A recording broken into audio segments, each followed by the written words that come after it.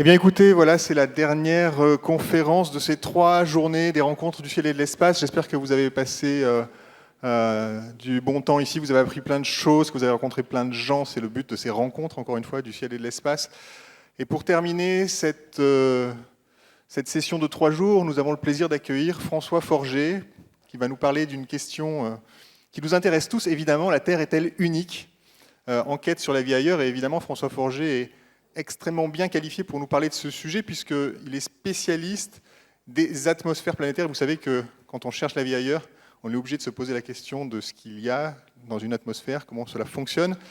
François Forger est directeur de recherche au CNRS, directeur adjoint du laboratoire de météorologie dynamique. Il est associé à pratiquement toutes les missions d'exploration du système solaire qui concernent les planètes telluriques. Je vais citer Mars Express, Da Vinci, qui est une future sonde qui ira vers Vénus bientôt. Ces modèles ont été utilisés non seulement pour modéliser les atmosphères des planètes comme Mars en particulier, Vénus aussi, mais aussi les exoplanètes. Et donc, dès lors qu'on parle de vie ailleurs, évidemment, on se tourne vers les exoplanètes. Et si vous avez entendu parler de Proxima b, la planète qui tourne autour de la plus proche étoile du Soleil, ou encore une fois du système de TRAPPIST-1, j'en ai déjà parlé sur cette scène, mais c'est un système d'exoplanètes extrêmement intéressant. Quand on se pose la question de l'habitabilité de ces mondes, on passe forcément par des modèles, et donc souvent par les modèles de François Forger. Ces travaux lui ont valu d'être élu membre de l'Académie des sciences en 2017 et d'obtenir cette année la médaille d'argent du CNRS, en attendant la médaille d'or dans quelques années. Bien écoutez, j'en dirai pas plus. Merci beaucoup François Forger d'être venu ici. Je vous donne la parole pour une heure de conférence, et si vous avez des questions ensuite, je pense que François acceptera d'y répondre à la fin de cette conférence. Merci beaucoup.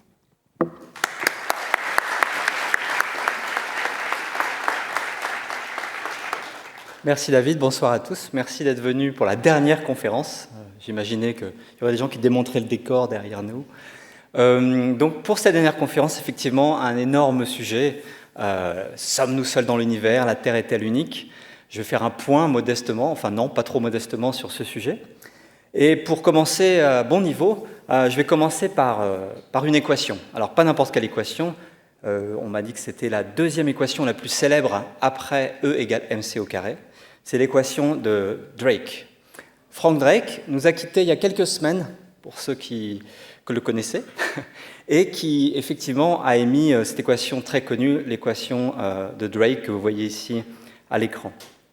Alors qu'est-ce qu'elle raconte, cette équation? Alors Frank Drake était un radio-astronome qui, lorsqu'il avait 30 ans, alors sur la photo il n'a pas 30 ans, l'astronomie donne des cheveux blancs, mais c'est une reconstitution. Donc, quand il avait 30 ans, il s'est intéressé à la détection de signal extraterrestre possible, le fameux programme SETI, Search for Extraterrestrial Intelligence.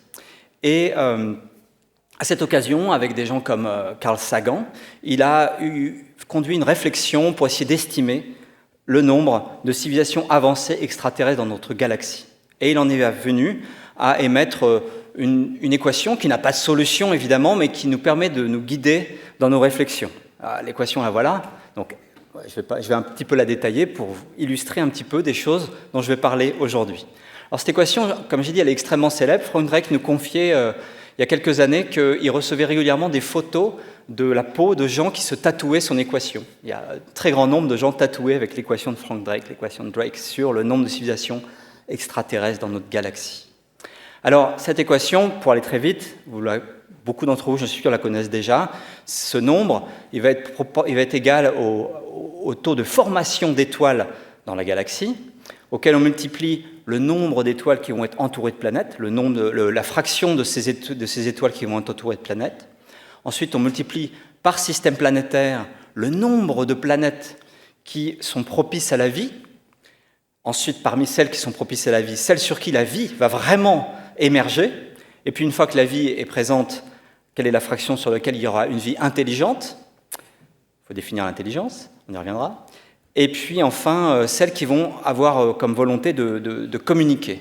Et puis, enfin, très important dans les années 60, on se posait aussi la question de la durée de cette civilisation, et dans les années 60, on se posait vraiment la question de savoir si, avec des bombes thermonucléaires, on ne pourrait pas avoir une durée de civilisation humaine très courte entre le moment où on est capable de faire radiotélescope et le moment où tout s'arrête.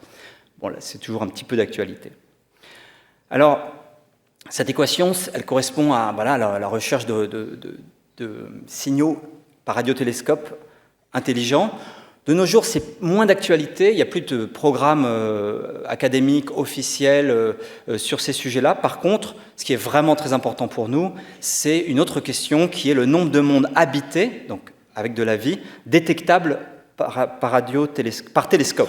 Par exemple, ici, le James Webb Space Telescope. Alors, on peut s'amuser, on peut le faire pour beaucoup de choses, à écrire une propre version d'une équation qui serait tout simplement avec les mêmes premiers termes, pour estimer le nombre de planètes sur lesquelles il y a de la vie, et puis on ajoute un terme qu'on pourrait détailler.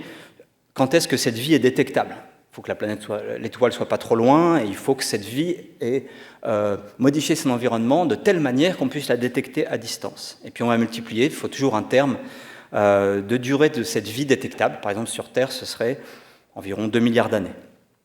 Bref, quoi qu'il en soit, mon sujet du jour, ça va être de détailler ces 3 premiers termes, les termes les plus intéressants, le nombre de planètes, les systèmes avec des planètes, parmi ces planètes, lesquelles sont propices à la vie, et puis y a-t-il des chances que la vie émerge ? Évidemment, la réponse n'est pas évidente, mais je vais faire un point sur ce sujet-là.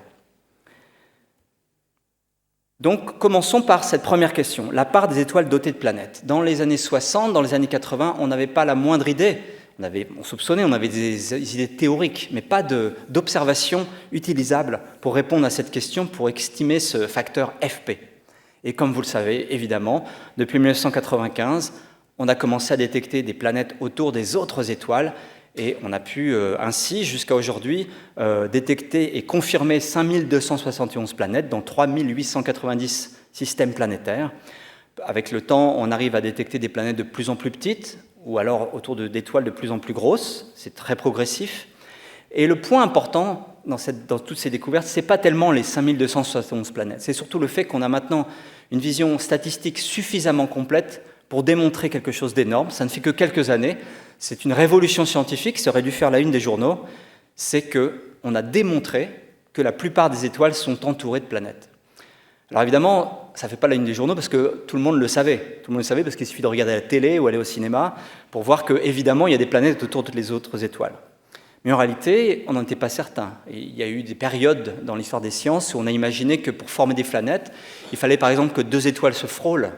Et ce n'était pas garanti. Bon, les théories récentes, modernes, montraient qu'on s'attendait à ce qu'il y ait des planètes, mais c'est bien de le confirmer et surtout de confirmer que vraiment, grosso modo, le taux de planètes est vraiment très élevé. L'autre leçon de toutes ces observations, lui, par contre, a été une vraie surprise. C'est le fait que, et ça vous le savez, je pense la plupart d'entre vous, qu'il y a une diversité surprenante. Le système solaire n'est pas du tout typique.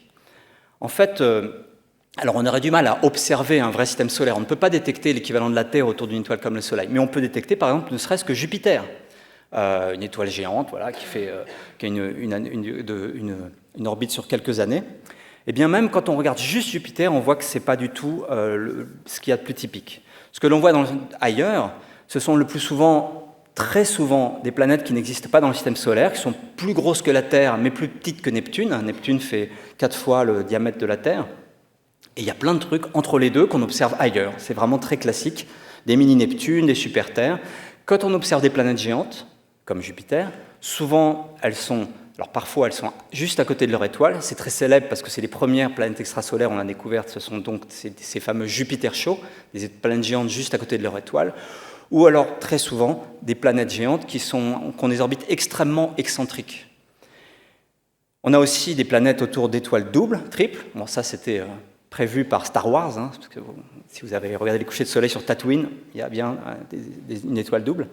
Néanmoins, on voit que quand même notre système solaire est particulier. Et si, par exemple, on fait une statistique, Sean Raymond à Bordeaux aime beaucoup détailler, si on veut un système solaire avec, disons, un truc genre Jupiter autour d'une étoile vaguement comme le Soleil, on trouve seulement un système sur 1000 qui ressemble au système solaire, sans même compter la Terre. Donc il y a quand même quelque chose d'étonnant à retenir.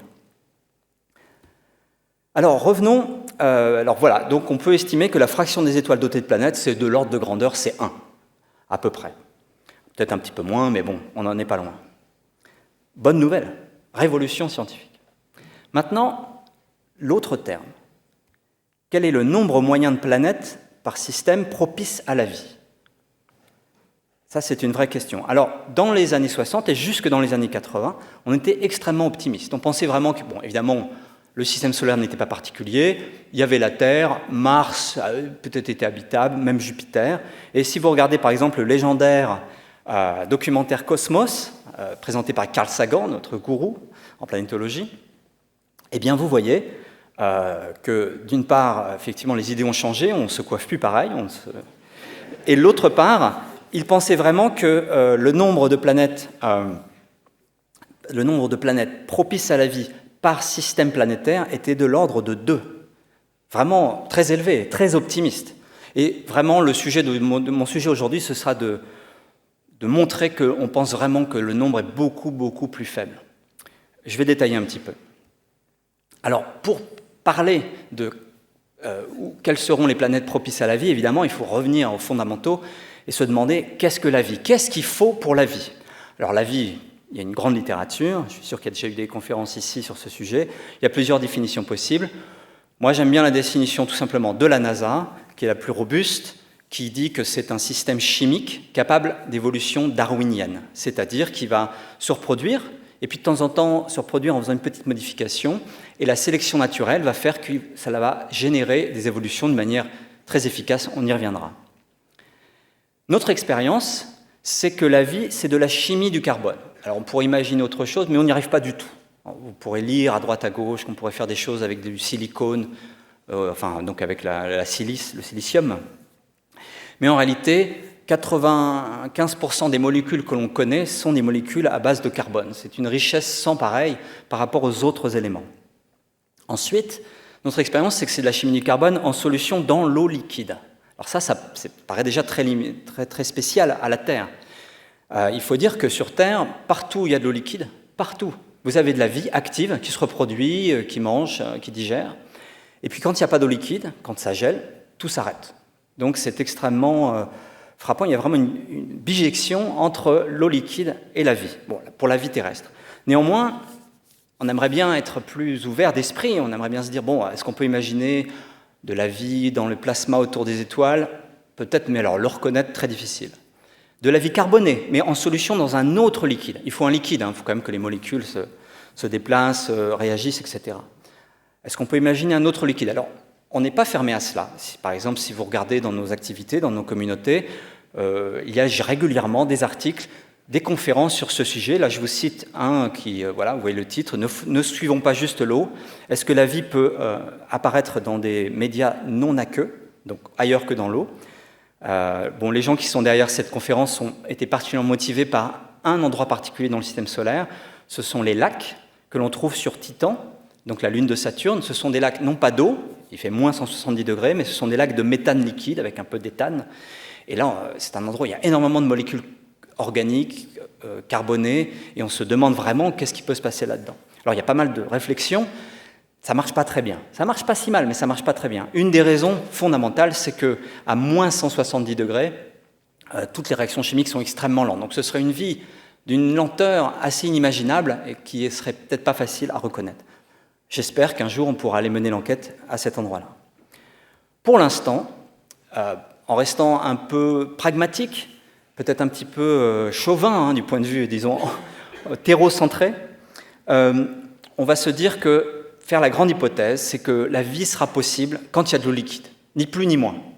Dans notre jargon, qui est très connu maintenant dans tout le grand public, c'est ce qu'on appelle un environnement habitable. Donc habitable, bien sûr, ça ne veut pas dire on peut construire un 3 pièces cuisine, ça veut dire que la vie est possible. Ça veut dire en fait, en pratique, pour nous, notre quotidien d'astronomes, etc., c'est quand il y a de l'eau liquide. Alors l'eau liquide ne fait pas tout. On peut avoir des environnements plus ou moins habitables. Évidemment, s'il y a de l'eau liquide distillée, ça ne fera rien. Il faut au moins des molécules carbonées, avec du carbone et l'hydrogène, on va dire. Et puis, il faut d'autres molécules. Sur Terre, la vie a absolument besoin d'azote, de phosphore, de soufre, de sodium. On peut imaginer se passer de sodium. Enfin, il faut quand même des nutriments pour qu'il y ait l'activité. Et puis, il faut une source d'énergie. Sur Terre, la source d'énergie, c'est presque toujours la lumière, et depuis très longtemps. Beaucoup de mes collègues qui travaillent sur l'origine de la vie pensent même que les photons, l'énergie lumineuse, est nécessaire même pour la naissance de la vie, dans leur scénario très difficile, on y reviendra, sur comment la vie peut démarrer. Néanmoins, il existe sur Terre des bactéries qui sont capables de se passer totalement de lumière, non pas en mangeant des bactéries qui ont profité de la lumière, mais vraiment en ayant un métabolisme particulier, en utilisant de l'hydrogène et en recrachant du méthane. Là, c'est un exemple très simple, mais en construisant leur squelette carboné à partir du CO2 et de l'hydrogène. Mais c'est quand même un métabolisme extrêmement limité. Donc la lumière est importante. Faisons un point maintenant dans le système solaire. Où trouve-t-on de l'eau liquide? Alors, trouver de l'eau, de manière générale, c'est assez facile. H2O, c'est une molécule très simple. L'hydrogène, de l'oxygène, il y en a beaucoup. Ce qui est vraiment difficile, c'est trouver de l'eau à l'état liquide. Vous le savez, il faut qu'il fasse plus de 0 degré, plus ou moins selon s'il y a du sel dissous dedans. Et puis, il faut avoir une pression suffisante parce qu'en dessous, on va dire de 610 pascal, on est en dessous de ce qu'on appelle le point triple, on ne peut pas avoir du tout d'eau liquide. Il faut être au-dessus de cette pression-là. Donc soit à l'intérieur d'un corps, soit il faut qu'il y ait une atmosphère qui appuie sur l'eau potentiellement liquide. Et puis il ne faut pas non plus qu'il fasse trop chaud, évidemment, vous le savez tous.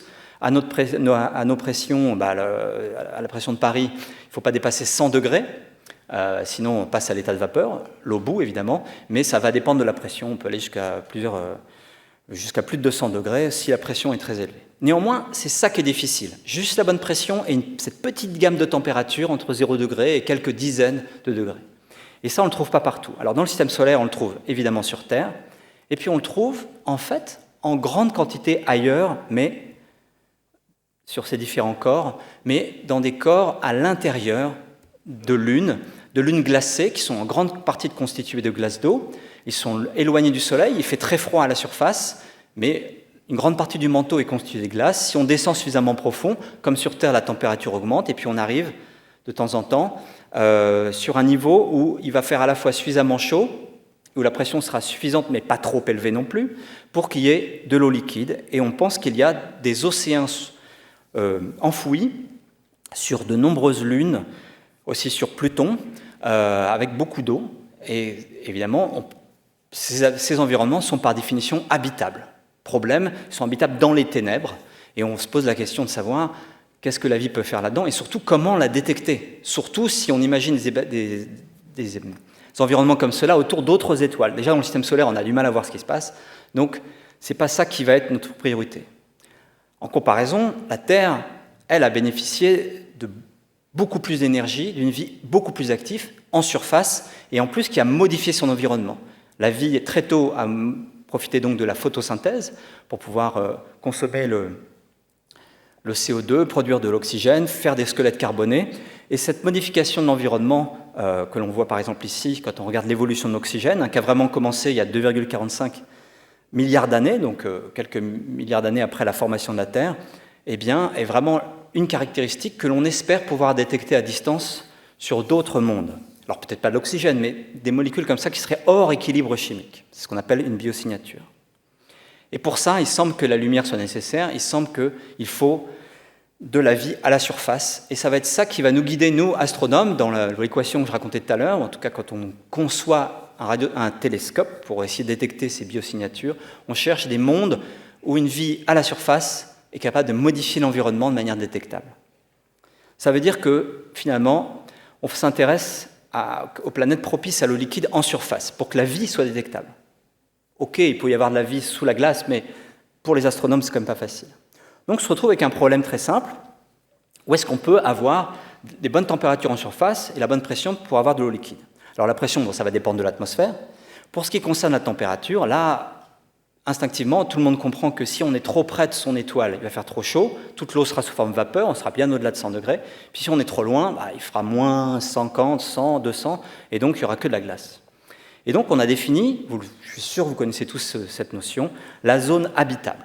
La zone habitable qui est conçue pour les astronomes qui veulent détecter une vie en surface. La Terre, bien sûr, est dans la zone habitable. La grande question, c'est quelle est la taille de cette zone habitable? Est-ce que la Terre est juste par miracle, juste pile poil au bon endroit, ou il y a beaucoup plus une grande gamme d'orbites qui permettrait de toute façon à ce qu'il y ait de l'eau? Alors pour ça, il faut faire des expériences, ça tombe bien, moi je suis aussi climatologue, planétologue, et on peut ainsi s'intéresser au climat et voir si l'eau liquide est possible. Donc on va, par exemple, si on veut définir quelle est la limite à l'intérieur de la zone habitable, il faut faire une expérience. Alors, je vous la déconseille de la faire en vrai, elle doit être assez dangereuse, mais on peut la faire à la maison, une expérience de pensée. Jusqu'où peut-on prendre la Terre et l'approcher du Soleil sans que les océans disparaissent. Alors cette expérience, on ne peut pas la faire en vrai, je répète. Par contre, on peut la faire grâce à des modèles numériques que l'on développe. Donc, c'est une des choses que l'on fait dans notre équipe, dans notre laboratoire, notre grand dada, c'est de construire des modèles numériques pour résoudre les équations du climat, de la météorologie, tous les détails. Hein, vous voyez, le petit film que vous voyez en bas à droite, c'est issu d'un modèle numérique. Et donc, on résout les différentes équations différentielles contrôle du climat. Ça marche très bien sur la Terre, sur les autres planètes. Et donc, on peut, avec ce modèle-là, prendre la Terre et l'approcher du Soleil. Qu'est-ce qui se passe quand on fait ça? On se rend compte que très vite, en fait, le climat devient instable. La raison est la suivante, si on augmente un petit peu le flux solaire en approchant le soleil de la Terre du Soleil, la température augmente un peu, les océans chauffent, ils s'évaporent, il y a un peu plus de vapeur d'eau. La vapeur d'eau est un gaz à effet de serre, donc il va renforcer le réchauffement de la surface des océans. Et ce système-là amplifie vraiment les quelques watts par mètre carré supplémentaires qu'on ajoute au système quand on approche la Terre du Soleil, et ça va vraiment l'emballer. Et je peux vous montrer des résultats d'un modèle qui avait été mené par Jérémy Lecomte dans notre équipe. Voici la Terre à gauche à une unité astronomique, tout va bien, on reproduit très bien le climat d'aujourd'hui. Si on la déplace de 4% vers le Soleil, déjà, ça commence à chauffer. Vous voyez qu'il fait en moyenne 90 degrés à Paris, ça commence à être chaud. Mais on peut encore avoir de l'eau liquide, hein. Là tout va bien, la vie doit s'adapter, mais il reste faisable.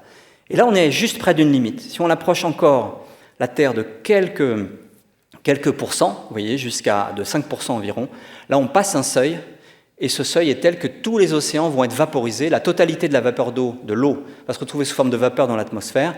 Ça va bloquer complètement le refroidissement de la planète dans l'infrarouge, et il va faire à peu près 1600 degrés à la surface. C'est la fin du monde tel qu'on la connaît. En plus, quand on étudie ça, on se rend compte qu'une fois que les océans sont vaporisés,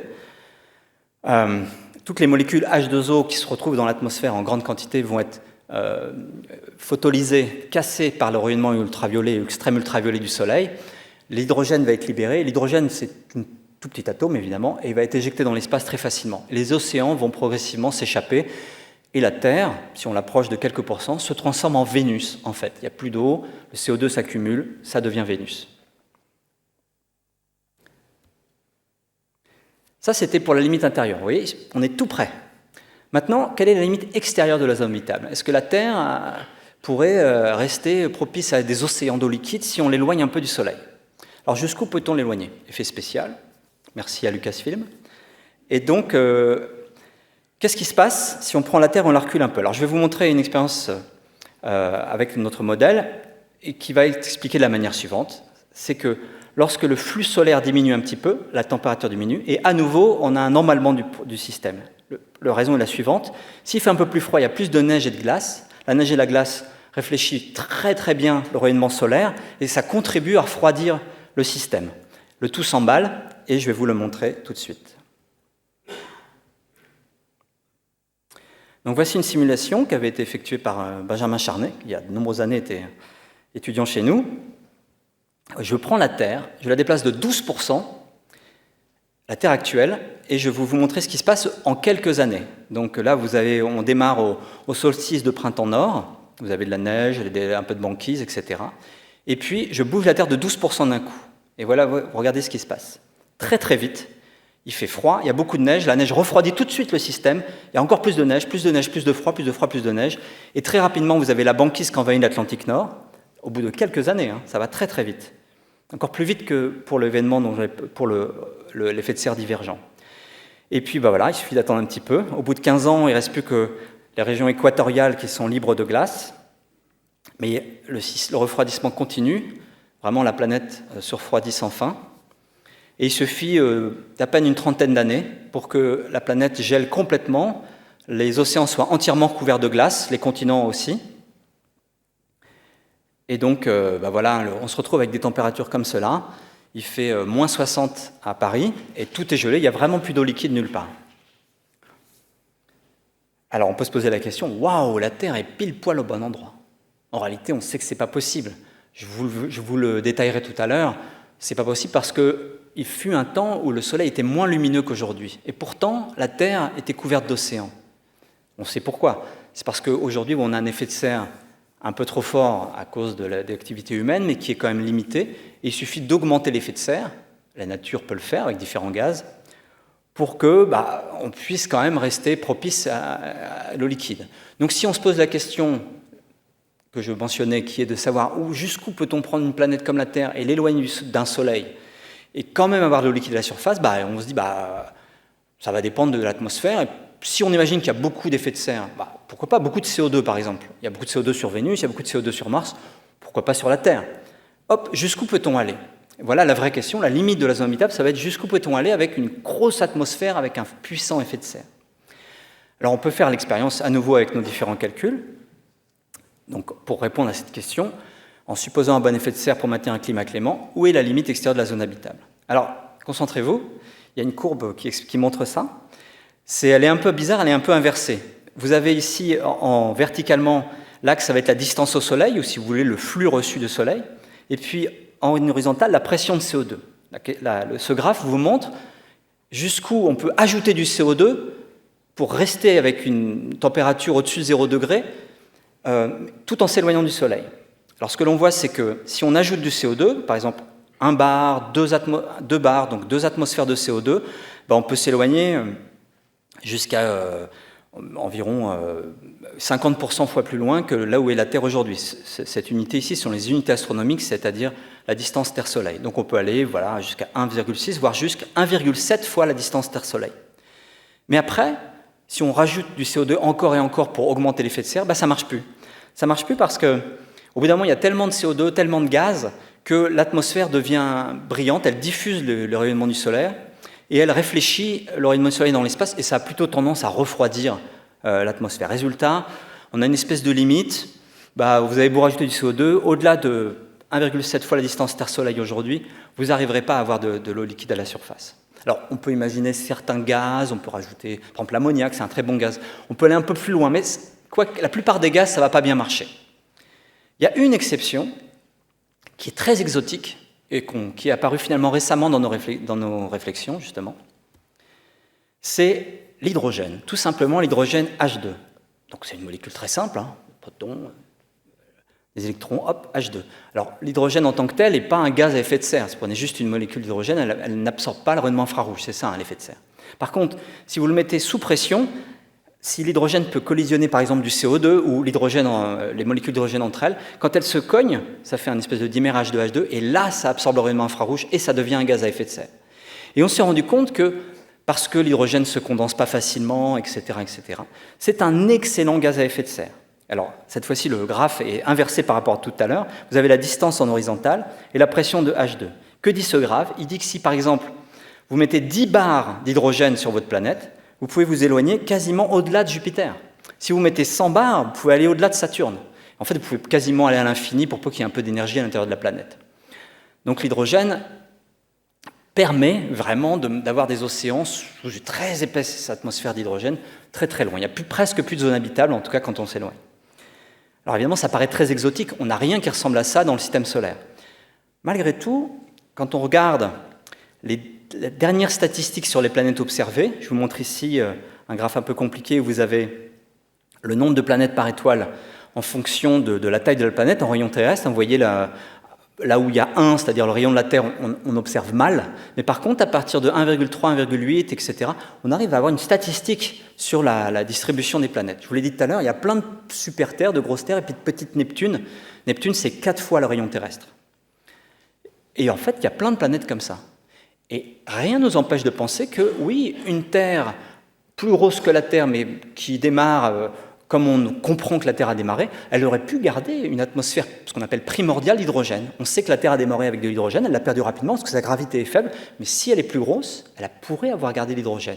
Au contraire, si on prend une Neptune, alors Neptune c'est une énorme quantité d'hydrogène, il n'y a pas d'océan en dessous, ça passe dans une forme d'espèce de glace haute pression, c'est très exotique. Par contre, une mini-Neptune, peut-être qu'on pourra avoir une enveloppe relativement fine, enveloppe d'hélium et d'hydrogène, comme sur Neptune, et en dessous un océan. Donc j'ai oublié de mettre mon graphe pour la super-Terre. Donc ça demande beaucoup de réflexion pour nous, mais peut-être qu'il existe des mondes, que des collègues ont habité des mondes océaniques, Ocean World, qui serait donc courant, qui pourrait être quelque chose de commun, on n'est pas encore sûr, dans la galaxie, qui serait donc des océans sous une atmosphère riche en H2. Alors cependant, sur ces lunes-là, c'est pas évident, parce qu'il fera sûrement très très sombre, au bout d'une certaine pression, il n'y a plus de photons qui arrivent, donc pas de photosynthèse. Est-ce que la vie sera détectable? C'est pas évident, on se retrouve un peu dans la même situation que pour les lunes glacées, les planètes glacées qu'on a envisagées tout à l'heure. Donc bilan de la zone habitable. Je vous ai dit, la Terre est pas très loin de la limite, ici à l'intérieur, à 95 unités astronomiques, 95 fois la distance, 0,95 fois la distance Terre-Soleil. Et puis, pour peu qu'il y ait de l'effet de serre, on peut l'éloigner un peu. Alors, j'ai laissé une petite marge en rouge, extension maximale possible, qui sont liées à des spéculations sur l'effet des nuages, de certains gaz exotiques, etc. Et puis, en bleu, le cas spécial des atmosphères d'hydrogène que j'évoquais, qui permettent d'aller très loin. Voilà une espèce de conclusion. Alors, tout cela, c'est une réflexion à l'instant donné, maintenant, aujourd'hui. En fait, il faut quand même, pour que la vie se développe, modifie son environnement et éventuellement nous envoie des signaux radio, il faut du temps.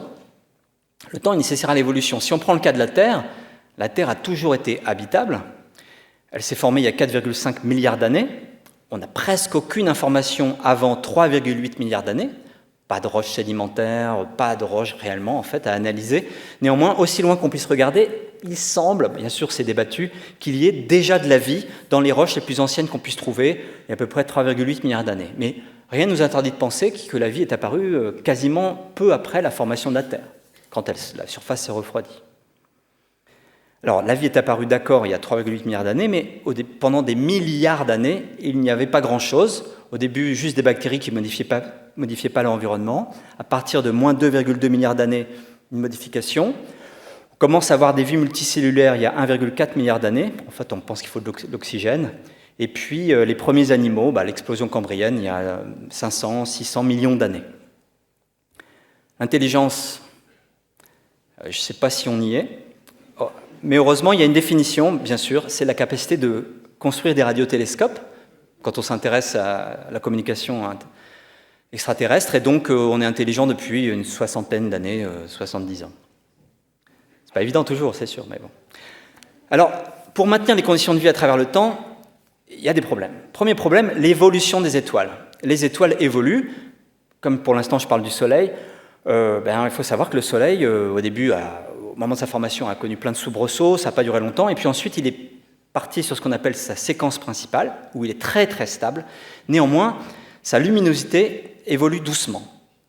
Pourquoi? Parce qu'au cœur du Soleil, vous savez, le Soleil est une machine thermonucléaire, on consomme de l'hydrogène, on crée de l'hélium. Il y a de plus en plus d'hélium au cœur du Soleil, vu qu'on consomme l'hydrogène et qu'on crée de l'hélium. La densité augmente et ça rend le système un peu plus efficace. Le Soleil ne change pas tellement en fait, il grossit avec ce phénomène-là et donc il est plus lumineux. Et vous voyez qu'il y a 4 milliards d'années, il était à peu près 25% moins lumineux qu'aujourd'hui. Alors ça, c'est pas négligeable. Rappelez-vous, normalement, la Terre aurait dû être glacée. Alors, on peut ainsi comprendre que la zone habitable évolue autour du Soleil. Par exemple, on voit qu'elle va s'éloigner du Soleil au fur et à mesure qu'il devient de plus en plus lumineux. Ça nous permet de faire un petit tour rapide des leçons qu'on peut tirer du système solaire. Donc vous voyez, la zone habitable s'éloigne, mais les planètes, elles, ne bougent pas.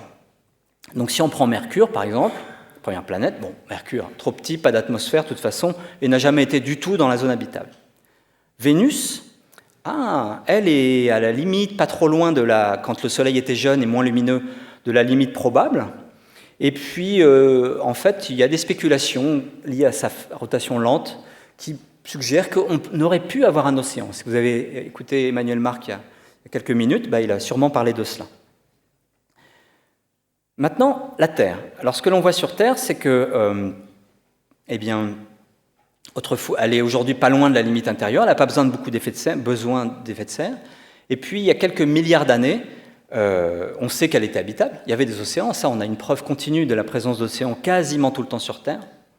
Par contre, on voit qu'elle était plus éloignée du bord, ça voulait dire qu'elle avait besoin d'effets de serre. Et effectivement, tout indique qu'il y avait un effet de serre, parfois lié bien sûr au CO2 et H2O, parfois peut-être un rôle du méthane, voire de l'éthane. Mais ce qui est intéressant quand on étudie la Terre, c'est le fait que, malgré le fait que le Soleil ait évolué, parfois un petit peu varié, qu'il y a eu des soubresauts climatiques, il y a eu des glaciations, etc., l'effet de serre semble toujours s'être ajusté à ces soubresauts et en particulier aux variations du flux solaire. Il semble qu'il y ait un thermostat qui ait maintenu la Terre habitable, propice aux océans, pendant des milliards d'années. Donc ça, il ne suffit pas d'avoir de l'eau liquide maintenant. 4 milliards d'années d'océan, malgré les variations de luminosité et de l'environnement. Ça paraît incroyable. Alors l'explication, depuis quelques années maintenant, on a démontré que la raison pour laquelle ce miracle, entre guillemets, a pu avoir lieu, c'est qu'il y a un thermostat géophysique qui est le cycle des carbonates silicates. Comment ça fonctionne ? Encore une fois, on part de l'hypothèse que notre effet de serre numéro 1, notre gaz à effet de serre numéro 1, c'est le CO2, le dioxyde de carbone. Il est dans l'atmosphère, il maintient une surface suffisamment chaude pour qu'il y ait des pluies, un cycle de l'eau. Ces pluies lessivent les continents et amènent du CO2 dissous sous forme d'ions HCO3-, et puis plein d'ions liés aux roches dissoutes. Ici, on a mis du calcium, Ca2+. Et tout ça s'accumule dans l'océan. Et en fait, si vous mettez HCO3-, du Ca2+, au bout d'un moment, ça fait des roches calcaires. Et on accumule comme ça tout le CO2 sous forme de roches carbonates, de roches calcaires, pour faire les falaises d'Étretat et tous ces endroits comme ça. Tout ça s'accumule au fond de l'océan, sur le plancher océanique. Et si la Terre était une planète très fixe, où le plancher océanique restait tel qu'il est, au bout d'un moment, le CO2 disparaîtrait et on aurait du mal à rester habitable. Mais ce n'est pas le cas. En fait, sur Terre, vous avez bien sûr la tectonique des plaques, que j'ai illustré ici avec ce petit film de la BBC, accélérée, j'ai estimé, 100 000 milliards de fois, 3 cm par an. Hein. Et donc, vous voyez, on va y revenir. Sur les calcaires qui sont déposés au fond du plancher, sur le plancher océanique, au bout d'un moment, se retrouvent, plongent sous les continents dans les zones de subduction, sont exposés à des hautes pressions des températures, subir des métamorphismes, et donc les roches calcaires vont créer à nouveau du CO2, et ce CO2 va remonter et être émis au niveau des volcans. Et on a comme ça un cycle CO2, carbonate, et on a réémission au niveau des volcans. On le voit très bien quand on regarde les isotopes, c'est vraiment le CO2 qui sort au niveau des volcans correspond à la signature des calcaires qui arrivent juste en dessous. Alors ça, si vous réfléchissez bien, ça fait un thermostat géophysique. Pourquoi ? Parce que dans un monde comme ça, si vous faites par exemple baisser la température fortement, il ne va plus pleuvoir, il va neiger, tout va être figé, il n'y aura plus de cycle de l'eau. Donc il n'y aura plus de lessivage, il n'y aura plus de rivières, il n'y aura plus de transport du CO2 dissous vers les océans, donc plus de formation de calcaire, plus de puits de CO2. Mais pendant ce temps-là, les volcans vont continuer, il y a une telle inertie, à cracher du CO2 dans l'atmosphère. Et donc on va accumuler du CO2, augmenter l'effet de serre et contrebalancer le refroidissement initial. Ça a été démontré que ça marche très bien. Et donc on a donc ce thermostat géophysique qui a fonctionné pour la Terre et qui certainement a permis à la vie de se maintenir tout ce temps-là. C'est apparemment très important. Le problème, c'est que pour que cela marche, il faut que le phénomène de tectonique des plaques fonctionne, ou qu'il y ait au moins une espèce de sous-phénomène, ce qui est envisagé parfois pour le début de la planète Terre, mais bon, il faut en général un phénomène efficace comme cela. Donc une grande question qu'on se pose, évidemment, c'est la tectonique des plaques est-elle probable sur les autres planètes ? Question extrêmement difficile, la raison étant qu'on n'est pas sûr de savoir qu'est-ce qui fait qu'une planète va avoir ou pas la tectonique des plaques. Typiquement, la théorie, c'est qu'il faut donc un cœur chaud, une convection du manteau très intense, par friction, ça va affiner ce qu'on appelle la lithosphère, la croûte, si vous voulez simplifier, et ça va la craquer. Et donc ça va ainsi créer des plaques qui vont ensuite plonger les unes sous les autres. Alors il faut dire qu'actuellement le moteur, ce qui contrôle la vitesse des plaques, c'est pas tellement cette friction du manteau, c'est le fait que les plaques sont denses et plongent à l'intérieur du manteau qui est plus chaud. Bref, c'est compliqué. Donc on se pose des questions, est-ce que la Terre est vraiment particulière ? On se pose d'autant plus la question que dans le système solaire, nulle part ailleurs il y a la tectonique des plaques. Aucune autre planète présente ce type-là. Alors on peut réfléchir. Il y a des modèles assez sophistiqués de convection du manteau, de fracturation de la croûte, de la lithosphère, etc., qui permettent d'estimer et d'évaluer si on a ou pas créé de la tectonique des plaques. Ça marche pas mal. Évidemment, c'est réglé pour la Terre. Alors d'après ces modèles, on comprend. La Terre, il y a la tectonique des plaques, la convection est assez intense, ça craque, etc. Si on prend un monde plus petit, comme Mars, ou quelque chose d'intermédiaire entre Mars et la Terre, tout de suite, on voit que ça ne marche pas bien. J'appelle ça une mini-Terre. Pourquoi ? Parce que La planète se refroidit vite, le rapport entre le volume et la surface fait que l'intérieur, il y a quand même moins d'énergie qui sera disponible, il y aura moins de convection, et on voit, et c'est le cas sur Mars, la croûte, la lithosphère, va être très épaisse, et il n'y aura pas de possibilité qu'il y ait une tectonique, en tout cas pas au bout de quelques millions d'années ou centaines de millions d'années. Maintenant, si on prend une super Terre, une grosse planète, plus grosse que la Terre, rocheuse, est-ce qu'on va voir la tectonique des plaques? Alors, évidemment, au début, on se dit, bah oui, logique, il y aura plus d'énergie, convection très intense, c'est sûr que ça va marcher. D'ailleurs, l'un des tout premiers articles sur le sujet, qui est écrit par une excellente chercheuse, Diana Valencia, s'intitulait « Inévitabilité de la tectonique des plaques sur la super Terre ». En fait, tous les articles qu'on suivi ont dit « mais non, ça c'est faux ». C'est faux parce qu'en fait, si vous prenez une grosse planète avec un gros manteau, on peut montrer que les échelles sont telles que la convection dans ce manteau très profond ne va pas être très efficace. Plus récemment, on a montré en plus qu'à haute pression et haute température, la viscosité, donc le critère important pour ce qui permet la convection, ne va pas bien fonctionner. Résultat, on pense qu'en fait, sur les planètes plus grosses que la Terre, pas très loin de la taille de la Terre, ça ne va pas marcher non plus, on ne va pas avoir de tectonique des plaques. Donc peut-être que la Terre est juste à la bonne taille. Ah, coïncidence. En plus, on a une autre planète dans le système solaire qui est à la taille de la Terre. C'est Vénus. Et il n'y a pas de tectonique des plaques sur Vénus. Elle est vraiment dans un régime de coquille avec du volcanisme, mais il n'y a pas de tectonique des plaques. Bon, je ne vais pas avoir le temps de détailler, le temps passe très vite. Mais toujours est-il qu'on pense que la raison pour laquelle il n'y a pas de tectonique des plaques sur Vénus, c'est que les propriétés du manteau ne sont pas les mêmes. Il y a moins d'eau sur Vénus. Le manteau de la Terre est très hydraté, ce qui a lubrifié, entre guillemets, les mouvements. Donc non seulement il faut de la bonne taille, mais en plus il faut qu'il y ait l'eau comme il faut. En plus, d'où vient l'eau à l'intérieur du manteau de la Terre? Bon, on pense que c'est juste les océans, etc., ce qui vient d'origine, mais peut-être que l'impact initial qui a formé la Lune, qui a tout redistribué dans le manteau, a joué un rôle. Et ça, c'est quelque chose d'aléatoire, qui n'arrive pas tout le temps. Donc ça nous pose plein de questions. Alors, si je continue mon histoire, évolution de la zone habitable autour du Soleil, prenons l'exemple maintenant de Mars. Qu'est-ce nous apprend Mars? Alors, ce qu'on voit sur Mars, c'est que Mars a démarré, là, il y a 4 milliards d'années, hors de la zone habitable probable. Cependant, les observations nous montrent que, non, si on regarde les terrains anciens de Mars, qui datent justement de 3,5-4 milliards d'années, vous le savez tous, quand on zoome, on regarde, on voit que dans ces terrains très anciens, partout, il y a des lits de rivières, aujourd'hui asséchés, mais qui montrent que autrefois sur Mars, à cette époque-là, malgré le fait que le Soleil était peu lumineux, il y avait des rivières, des lacs, peut-être un océan ou des mers. Donc, Mars était propice à la vie, à une époque où la vie est apparue sur Terre. Vous savez comme c'est très intéressant pour nous d'étudier ça. Alors, Mars n'a pas suivi le destin de la Terre, malgré le fait que le Soleil a plutôt favorisé et réchauffé le système. Elle a perdu, en fait, non pas son eau, mais son atmosphère. Donc ça, c'est une leçon que nous donne Mars. Pour tenir à travers le temps, il faut non seulement stabiliser le climat, mais il faut avant tout conserver son atmosphère. Alors, je vais aller très vite, parce qu'il est déjà tard. Pourquoi Mars a perdu son atmosphère et son climat clément? Il y a plein de théories, je ne vais pas les détailler, regardez bien. La conclusion, c'est qu'à chaque fois, c'est un problème soit de gravité, soit de rapport de taille pour ce qui concerne l'énergie géophysique. Bref, Mars est un peu trop petite pour conserver une atmosphère à travers le temps sur des longues durées. Donc voilà, c'est un problème. Une petite parenthèse, pour l'instant, je n'ai parlé que du Soleil. Qu'est-ce qu'on peut dire autour des autres étoiles?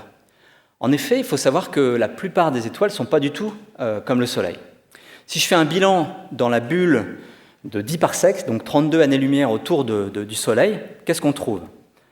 On trouve une vingtaine d'étoiles de type solaire, qu'on appelle dans notre jargon des étoiles de type G, qui font à peu près la masse du Soleil, qui ont le même spectre, qui se comportent pareil. On trouve quelques très grosses. Bon, il y en a très peu, puis elles ont une durée de vie courte de toute façon. Par contre, on trouve plein de petites, les étoiles K et M, plus de 200 planètes de type M, c'est-à-dire qu'ils font moins de la moitié de la masse du Soleil et qui sont un peu rougeâtres, ce sont des naines rouges. Alors c'est intéressant, en fonction de la température va dépendre de la masse de l'étoile, et puis on sait aussi que la durée de vie va décroître avec la masse, ce qui fait que les petites étoiles qui sont abondantes, en plus elles ont une durée de vie très très longue, supérieure à l'âge de l'univers sans problème. Donc elles sont vraiment intéressantes. Elles sont d'autant plus intéressantes, comme vous le savez peut-être, qu'on arrive autour de ces petites étoiles nombreuses, qu'on arrive à détecter le plus facilement les atmosphères et les propriétés des exoplanètes. Alors, comment et modifier la zone habitable autour d'autres étoiles. Bon, c'est pas très compliqué, en fait, à peu de choses près, lié au spectre de l'étoile. Quand on est autour d'une petite étoile qui n'est pas trop chaude, il suffit de se mettre plus près pour avoir chaud, comme autour d'un feu. Donc vous voyez ici ce graphe qui vous montre en fonction de la masse de l'étoile à quelle distance on est dans la zone habitable. C'est un graphe qui date des années 90 et il continue à être valable. Ce que vous notez ici, on a marqué là, c'est que quand vous êtes autour d'une petite étoile, vous êtes obligé quand même de vous approcher vraiment beaucoup pour avoir suffisamment d'énergie. Et là, vous vous retrouvez exposé à des forces gravitationnelles supérieures à ce que la Terre subit du Soleil. Et ça a une conséquence, c'est que la rotation de la planète va être influencée un peu comme la Lune autour de la Terre. Vous savez que la Lune présente toujours la même face à la planète Terre. Eh bien, ces planètes vont présenter, pour certaines en tout cas, toujours la même face à leur étoile. Donc on se retrouve dans ce cas de planètes en rotation synchrone avec un côté jour permanent et un côté nuit permanent. Alors on pourrait se dire, c'est embêtant parce qu'il va faire très très froid, toute l'atmosphère va geler côté nuit. Dès qu'on l'étudie, on voit que quand même la météo, le climat est tel qu'on transporte vraiment efficacement l'énergie du côté jour au côté nuit. Malgré tout, vous voyez ces images d'artistes, elles correspondent à des simulations numériques. Oui, effectivement, on aura par exemple, si on a une planète couverte d'océan, une banquise côté nuit et puis une zone de manière permanente au Soleil qui sera libre de glace côté jour.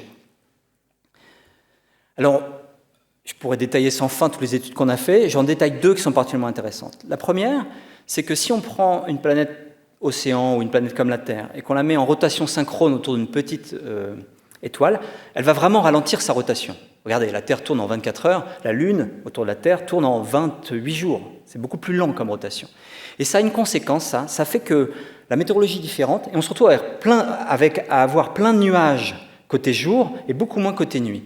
Et ça a une propriété de réfléchir le rayonnement solaire et de protéger la planète de l'effet de serre divergent, de l'emballement du climat, comme j'avais dit. Et ça permet, voilà, c'est un détail, mais c'est pour vous illustrer le genre de recherche qu'on fait, d'étendre la zone habitable, non pas simplement jusqu'à 0,95 fois la distance Terre-Soleil, mais beaucoup plus proche, jusqu'à peut-être la moitié de la distance Terre-Soleil. Ça peut-être aussi, je l'ai mentionné tout à l'heure, protéger Vénus, peut-être, à une époque. Un point à retenir quand même, un gros problème avec les petites étoiles abondantes, c'est qu'elles mettent beaucoup de temps à se refroidir avant d'être ce que j'ai évoqué tout à l'heure comme étant la séquence principale. Si vous voyez le Soleil ici, donc vous avez la luminosité de l'étoile ici en fonction du temps, l'âge de l'étoile, attention, c'est une échelle logarithmique.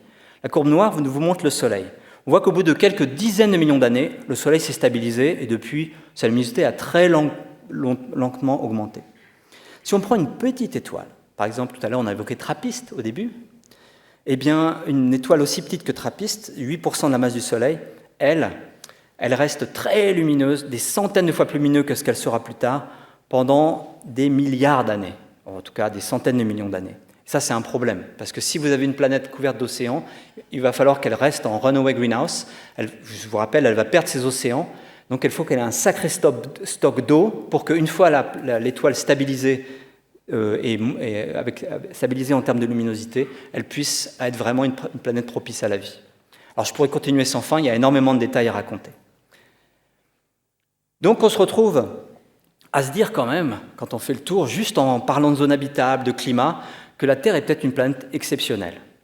Elle est située à la bonne distance de son étoile, au moins en premier ordre. Le climat a été stabilisé par un thermostat géophysique et la tectonique des plaques.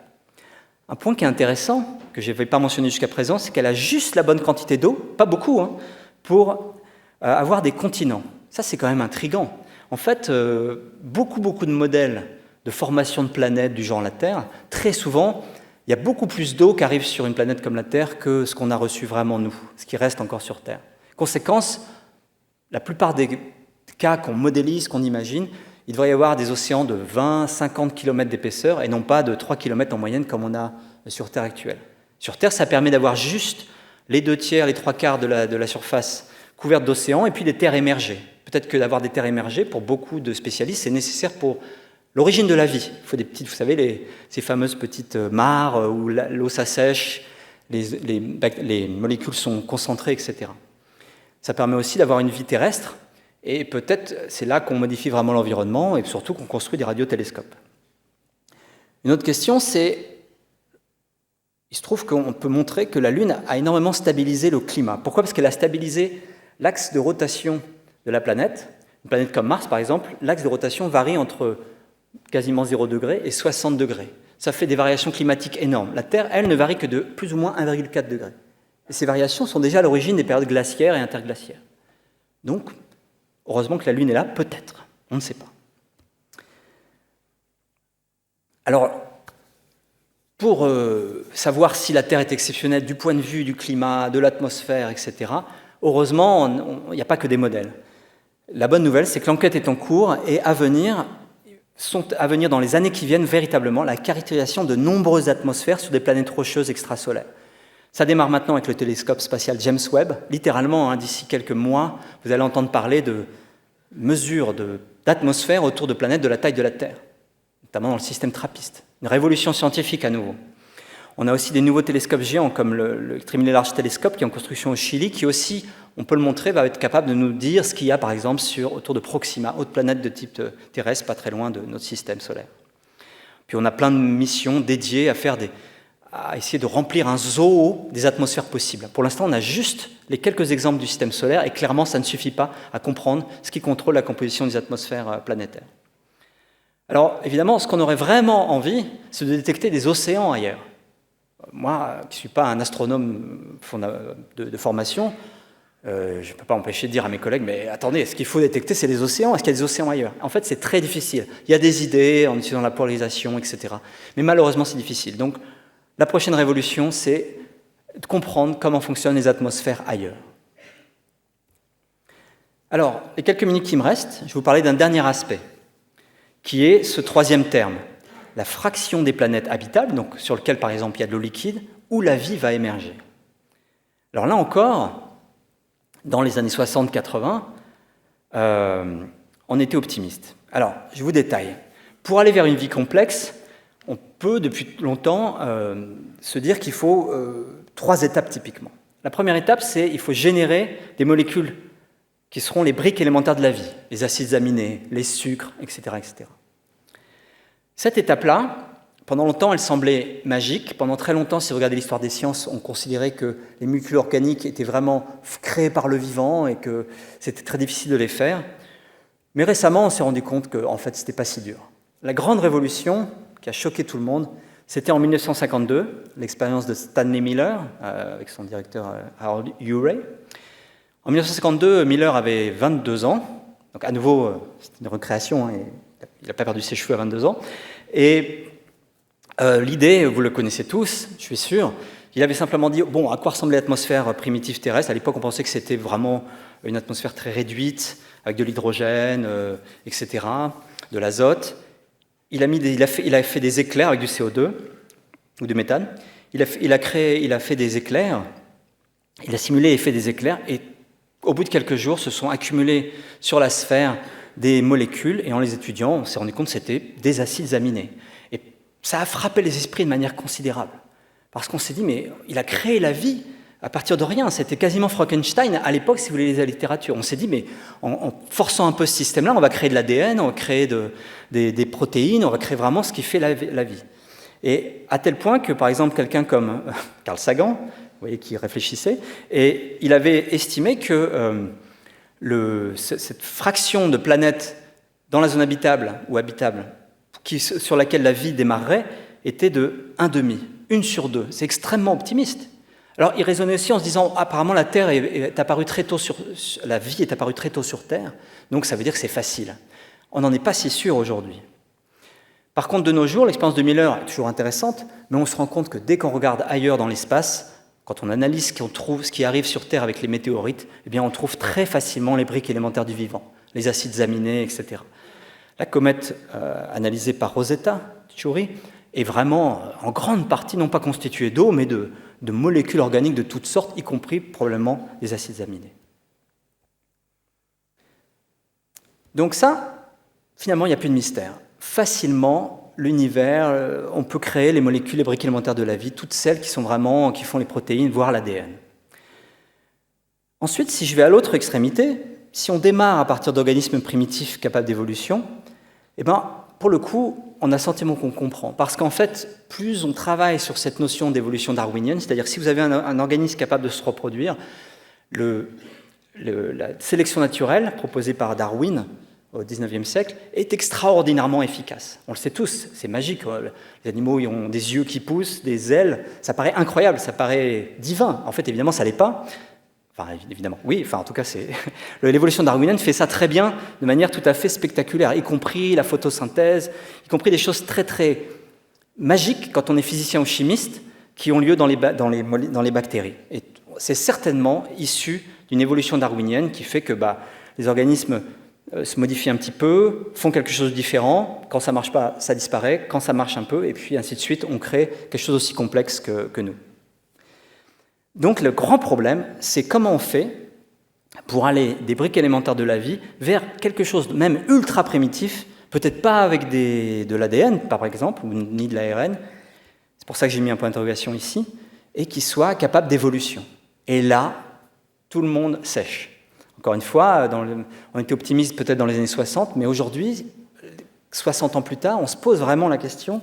De nombreux collègues travaillent là-dessus, on modélise, on fait des expériences en laboratoire, ça reste quelque chose d'extrêmement difficile.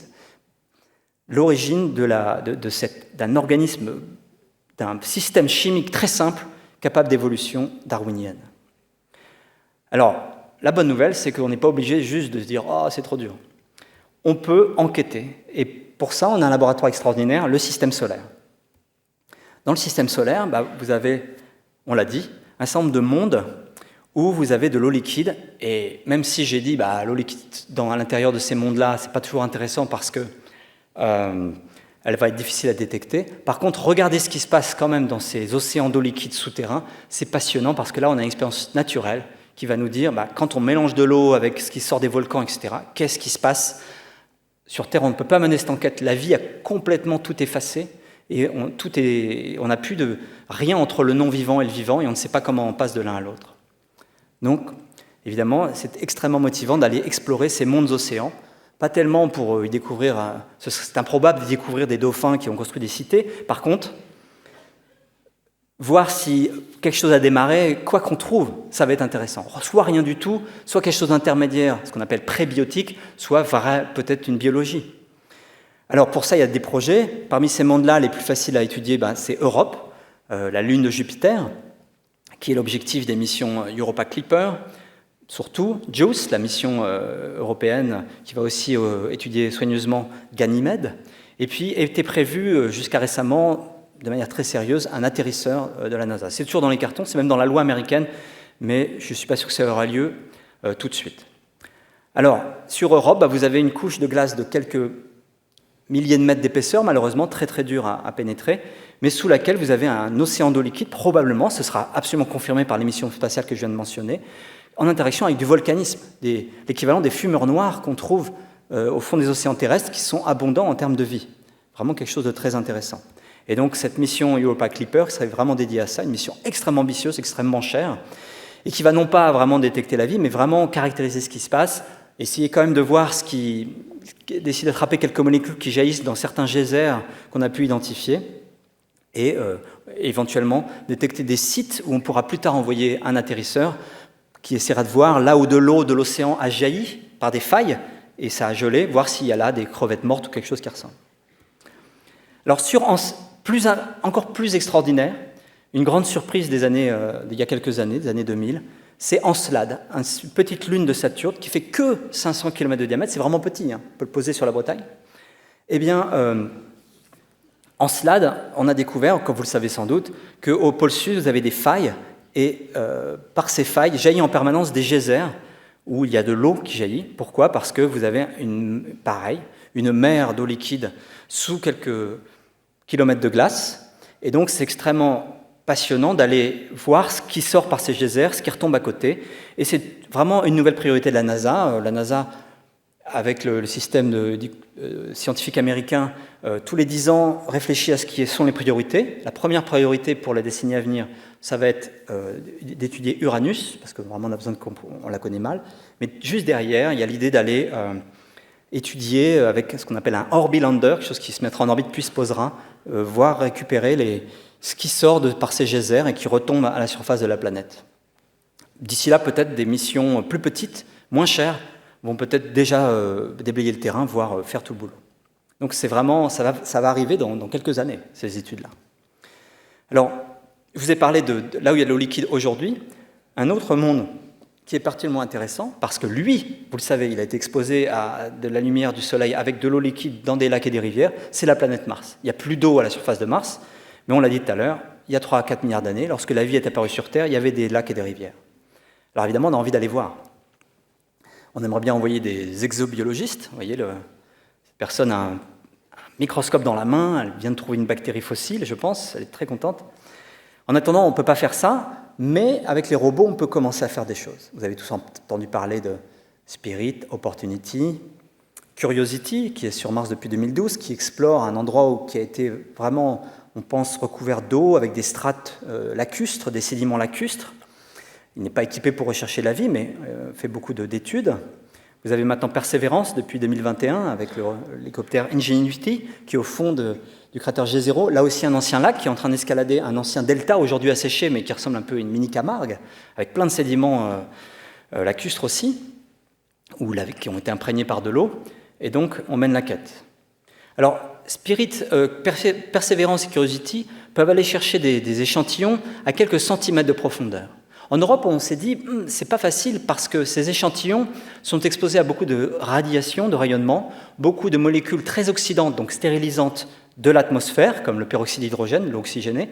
Et donc, pour nous, la bonne idée, c'était de forer suffisamment profond là où la radiation n'arrive pas et là où les molécules oxydantes n'arrivent pas. C'était le but de notre rover Rosalind Franklin, donc la mission ExoMars, dont le lancement était prévu en septembre 2022. Vous savez sans doute, c'était un lancement... C'est une mission qu'on faisait en collaboration avec nos amis russes, plus trop amis. Et donc, cette mission est retardée. Dans quelques jours, on va savoir si on va la faire quand même ou pas, avec nos propres moyens, probablement en collaboration avec les Américains. Et ce qu'il y avait sur ce rover, donc là, voilà un petit film. Vous voyez la pièce noire là, que je suis en train de toucher, c'est pas le modèle de vol, hein, c'est juste il y avait un système de forage qui permettait d'aller chercher des échantillons à 1 mètre, 2 mètres de profondeur, puis de les analyser dans un micro-laboratoire qui est à l'intérieur de cet engin-là.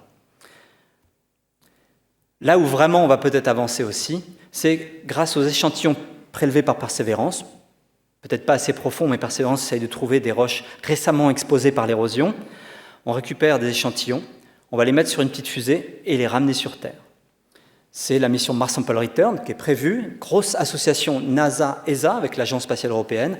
Et donc, d'ici une dizaine d'années, on devrait récupérer sur Terre, dans nos laboratoires, des échantillons venus du fond d'anciens lacs martiens, soigneusement choisis, toute une sélection variée, et on essaierait de voir qu'est-ce qu'il y a là-dedans. Est-ce qu'il y a des indices sur ce qui a pu se passer il y a 3-4 milliards d'années, des molécules fossiles, des structures minéralogiques qui suggéraient une activité.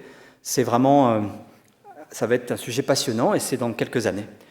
Alors, sur Mars, on ne peut pas perdre. Soit, alors dans de nombreuses années, on montre qu'il ne s'est rien passé du tout. Ça nous informe que la Terre est quand même peut-être particulière.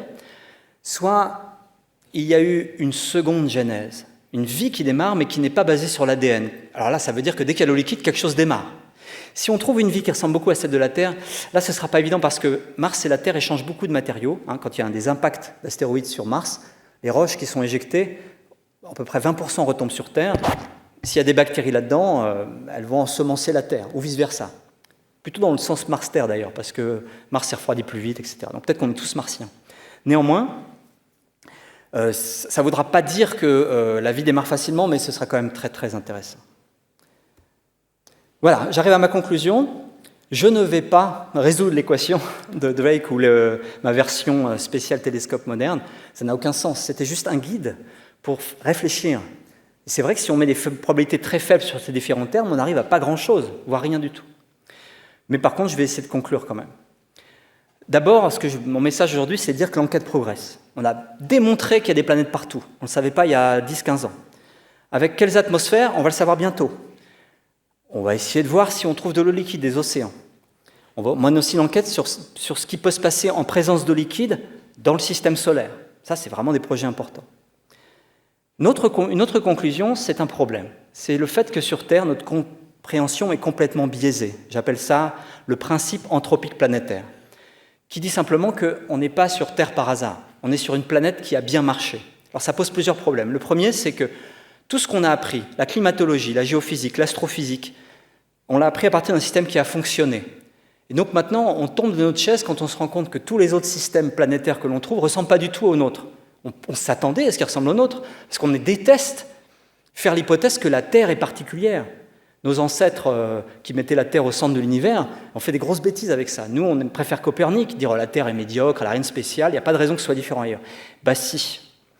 Et donc la Terre est peut-être exceptionnelle, mais il est difficile de s'en rendre compte. Si, quelque part, tous, on se dit « Oh, mais s'il y a une Terre sur les 100 milliards d'étoiles de la galaxie, un système où ça a marché, c'est incroyable qu'on soit tombé dessus. » Bah non, c'est pas incroyable, par définition, on est dessus. Donc notre point de vue est biaisé, et ça, j'enfonce une porte ouverte bien sûr, mais ça demande réflexion. Surtout le premier point, le fait que toute notre compréhension du fonctionnement des planètes, de la biochimie, est basée vraiment sur la chimie organique, on va dire, sur notre expérience terrestre. Et puis, dernier point, qui est le résumé de la slide précédente, pour détecter une vie extrasolaire, il faudra être chanceux quand même, parce qu'on ne peut pas observer tant d'atmosphère que ça autour de nous. Il faudra que la vie soit vraiment abondante ailleurs pour qu'on puisse détecter une signature. Et puis quand on aura détecté une signature, par exemple la présence, vous avez tous entendu parler de ça, je sais pas, d'oxygène, d'ozone, en même temps que de l'eau, etc., des choses qui ne devraient pas être là, ce sera déjà spectaculaire. Il va falloir des dizaines d'années de confirmer que c'est vraiment une biosignature. Et encore une fois, je pense qu'il faudrait vraiment que la vie, tout soit favorable, qu'on ait facilement des océans pendant des milliards d'années ailleurs, et que dès qu'il y a de l'eau liquide pendant suffisamment longtemps, la vie ou quelque chose qui ressemble démarre. Voilà, merci.